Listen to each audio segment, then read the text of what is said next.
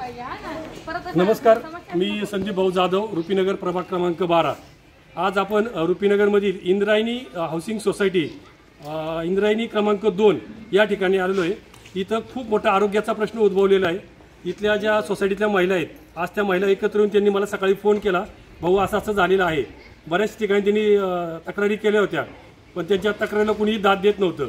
पण आज एका महिलेने मला फोन केला आणि त्यांनी सांगितलं असं आहे। मी तात्काळ त्या गोष्टीचं गांभीर्य ओळखून मी आणि माझे सहकारी मित्र साईनाथ भाऊ डाकणे इथं उपस्थित झालेलो आहे। तुम्हाला मी आता घाण दाखवतो, कशा प्रकारची घाण आहे आणि कशा प्रकारे इथे लोक राहत आहेत। आजूबाजूला सोसायटी चांगली आहे, पण आरोग्याचा एवढा मोठा प्रश्न उद्भवलेला इथं। ही गटर लाईन ओपन आहे असं सगळं सांगता इथं सांगते, आणि या अशा पद्धतीने त्यांनी इकडे केलेले जाण्यासाठी असा मार्ग आहे। हे अशा पद्धतीने घाणेरडं सगळं काम आहे।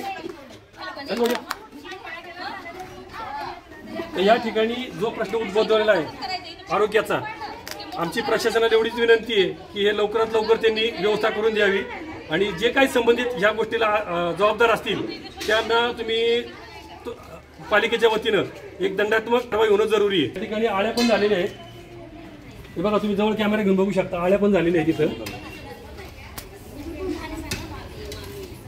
ओके, बोला सांगितलं। अतिशय म्हणजे एखाद्या झोपडपट्टीत सुद्धा एवढी सुविधा खराब नसती, ग्रामपंचायतमध्ये पण एवढी सुविधा खराब नसती। रुपीनगर सारख्या चांगल्या कामगार वस्तीमध्ये असा प्रकार घडतोय, हा आरोग्यासाठी खूप धोकादायक आहे। आम्ही प्रशासनाला आता फोन करून, तुम्ही पाहत असाल आता प्रशासनाकडून फोन केल्यानंतर कामगार आलेले आहेत आणि ड्रेनेजचे चोकअप आहेत ते काढत आहेत। ते तुमच्यामुळं पलीकडचा प्रकार भरलेला आहे। प्रशासनाला एवढीच विनंती की आम्ही वारंवार ड्रेनेजसाठी तक्रार करत होतो। आम्ही ड्रेनेजसाठी महाराष्ट्रात कोणी उपोषण केलं नसेल तसं आम्ही ड्रेनेजसाठी उपोषण केलं होतं। आम्ही काय मागतोय, आम्ही टॅक्स धारक असून सुद्धा आम्हाला सुविधा भेटत नाहीये। आम्ही फक्त सुविधाच मागतोय प्रशासनाकडनं, पण आम्हाला रेड झोनच्या नावाखाली अपुऱ्या सुविधा, टॅक्स मात्र फुल, टॅक्स नाही भरला तर पाण्याचं कनेक्शन कट करतात, घरावर नोटिसा लावतात, पोलीस घेऊन येतात, धमक्या देतात। मग हे असं का? प्रशासनाला आमची नम्र विनंती, जर हे लवकरात लवकर नाही केलं तर शिवसेना शिंदे साहेबांच्या शिंदे गटाच्या वतीनं आम्ही तीव्र आंदोलन करू आणि याचा प्रशासनाला जाब विचारू। स्थिती एवढी गंभीर आहे। आज या महिला असतील, लहान मुलं असतील, प्रत्येकाच्या घरामध्ये 5 दिवसाला 8 दिवसाला एक पेशंट घरामध्ये आहे।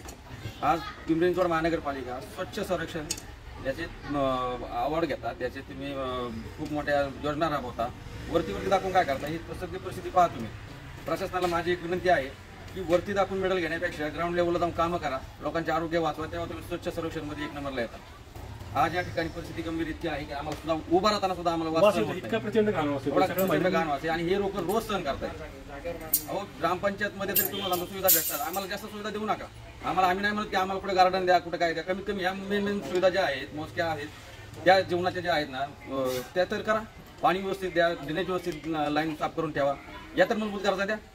तरी माझी विनंती प्रशासनाने याची लवकरात लवकर जर यांनी दखल घेतली नाही तर आम्ही शिवसेना शिंदे गटाच्या वतीने आंदोलन करू। काही महिला आपल्याला तक्रार सांगणार, काय तुम्हाला काय जाधवला फोन केला, 2च मिनिटात ते आले लगेच, आणि त्यांनी बरंच सहकार्य केलं, म्हणजे लगेच बोलवलं गटर साफ करणाऱ्याला आणि सगळं हे करून टाकणार। ते सगळं सामाईन वगैरे तिथं ते घाण पडली ना ते पण उचलून नेणार आहे। एवढं त्यांनी लवकर सहकार्य केले। आम्ही एवढे सगळ्यांना फोन करून कुणीच आलं नाही, पण ते लगेच आले। तुम्हाला काय प्रॉब्लेम आहे, काय अडचण तुम्हाला इथं, काय समस्या उद्भवते? ड्रेनेजचा खूपच वास येतोय, डासांचा प्रादुर्भाव, आम्ही बाहेर उभं सुद्धा राहू शकत नाही। मी इथंच राहते, माझ्या समोर शिंदे झाड आहे, या चाळीमध्ये भरपूर दरवर्षी आम्हाला पावसाळ्यामध्ये त्रास होतोय। अजून पावसाळा सुरू व्हायचाच आहे, ड्रेनेज लाईन तुंबलेली आहे, वेळोवेळी मी फोन सुद्धा केलेले आहेत। नेहमीच तिथं पाऊस वगैरे पडले पाणी साचतंय, गटरीचं घाण वास येतो, रस्ता पण येत नाही, आणि एवढं घाण आहे माहितीये का। काय करायचं ते कुणी घ्यायचं, ती तकलीफ करायची, सांगून सुद्धा लोक येतच नाही। फोन करतो आम्ही सगळ्यांना। हो मैडम, सुनती नहीं, हो ना, और फोन बोलते हैं तो बोलते हैं रहने का तो रहो, ना तो जाओ, मैं क्या करने का, तुम लोग अपना साफ करो, हम भाड़ा भी देंगे और साफ भी करवाएंगे पैसा से, हम उतना तो नहीं, गरीब आदमी तब नहीं इसमें लैट्रिन का पानी बरोबर जो है जब बारिश होता है तो बरोबर घर में चला जाता है लैट्रिन पानी। हम लोग खाना भी मुश्किल हो जाता है, एक दूसरे के लैट्रिन में हम लोग हर महीने साफ करने का पैसा देते हैं, लैट्रिन करने जाते हैं। अब बताइए कई दिन हम लोग परेशान रहेंगे, हम लोग भी परेशान है इतना कि बच्चे लोग बीमार पड़ जाते हैं हर वक्त, हम दवा खाना जाने की इतनी मजबूरी है। हम तो गरीब आदमी किधर रहने लायक, बिल्डिंग लायक तो है नहीं, इसलिए हम लोग भी परेशान है। फार मोठी समस्या आहे. पण आता महिला मंडळ बोललं त्याच्यामुळे पुरुषांना काही बोलायची आवश्यकता नाही. परंतु आम्ही संदीप जाधव साहेबांना फोन केला आहे. त्यांच्यासोबत ढाकणे साहेब आले. लगेच आमचं म्हणजे त्यांनी पालिकेचे लोक बोलावले आणि कामाला लगेच सुरुवात केली. तरी आम्ही त्यांचे धन्यवाद मानतो आणि पालिकेवाल्याचे त्यांनी लगेच काम चालू केलं. लगेच संदीप जाधवनी फोन केला आणि लोक आले. लगेच कामाला सुरुवात झाली.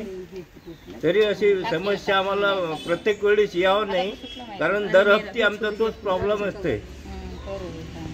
याच्या पुढे असं झालं व्हायला नाही पाहिजे. याची दक्षता पालिकेने घ्यावं किंवा आमचे साहेब लोक आहेत ते घेतातच, पण पालिकेने जास्त लक्ष द्यावं अशी आमची इच्छा आहे. ही रुपीनगर ही कामगार वस्ती आहे. सगळे गरीब लोक आहेत इथं आपल्या हातावरती पोट असणारी लोक आहेत.